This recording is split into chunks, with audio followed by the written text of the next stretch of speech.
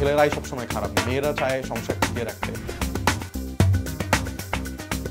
প্রেম, বিবাহ এবং বিচ্ছেদ এই তিনটি বিষয় যেন বিনোদন জগতের সঙ্গে ওতপ্রোতভাবে জড়িত।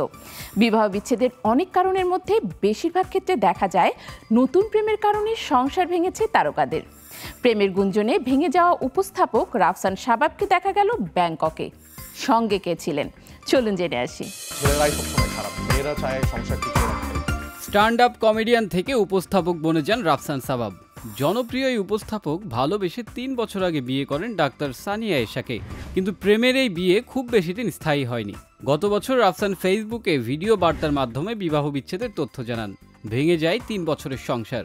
আমার ডিভোর্সের অ্যানাউন্সমেন্ট দেওয়ার পর থেকে গত 3 দিন আমাকে যা তা বলা হয়েছে, যত রকম এলিগেশন সম্ভব সবকিছু দেওয়া হয়েছে। গুঞ্জন ওঠে এই সময়ের জনপ্রিয় সঙ্গীত শিল্পী জেফারের সঙ্গে প্রেমের সম্পর্কে জড়িয়েছেন রাফসান। তবে এই গুঞ্জনকে উড়িয়ে দেন রাফসান ও জেফার দুজনই।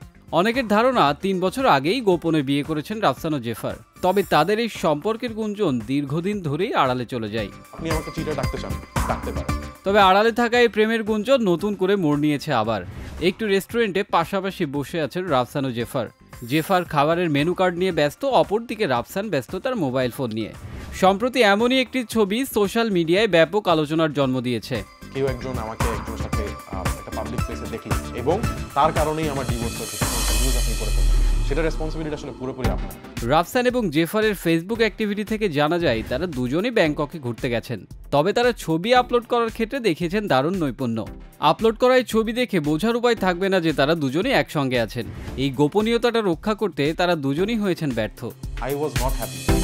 My marriage was not a healthy place for me. My marriage was not a happy place for me.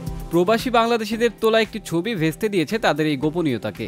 জানা যায় শুধু তারাই নন, তাদের সঙ্গে রয়েছেন ওই দুজনের পরিবারের সদস্যরাও। তবে এ বিষয়ে দুজনের কাছ থেকে কোনো মন্তব্য পাওয়া যায়নি এখন পর্যন্ত। এরকম চেহারা নিয়েও চিট করা যায়, আবার আপনারাই বলছেন যে না, জেফারের সাথে আমার অনেক কিছু, এই কারণে আসলে আমার ঘর ভেঙে গেল। রাফসান শাবাব এই সময়ের জনপ্রিয় celebrity show what a show এর উপস্থাপনা করছেন। অপরদিকে গান নিয়ে ব্যস্ত সময় পার করছেন জেফার। ঝুমকা গানের মাধ্যমে বাংলাদেশের সঙ্গীত অঙ্গনে জনপ্রিয়তা লাভ করেন এই সঙ্গীত শিল্পী। এই গানের পাশাপাশিও দর্শককে উপহার দিয়েছেন নানা জনপ্রিয় গান, করেছেন অভিনয়ও। একটা ডিভোর্স আসলে যখন হয় দুটো মানুষের জন্য জিনিসটা খুবই ডিফিকাল্ট। অপরদিকে রাফসানের সাবেক স্ত্রী এশাও হাঁটছেন তারই পথ ধরে। ডাক্তারি পেশার পাশাপাশি করছেন বিভিন্ন টেলিভিশন প্রোগ্রামে উপস্থাপনা। তবে কি উপস্থাপনায় রাফসানের জন্য চ্যালেঞ্জ হয়ে উঠবে তার সাবেক স্ত্রী এশা? সেটাই এখন দেখবার বিষয়। কোনো পাবলিক প্লেসে আমার সাথে কাউকে দেখা গিয়েছে দেখে আপনি তার কারণে আমার ঘর ভাঙলো এরকম কিছু না বললেই মনে হয় বেটার।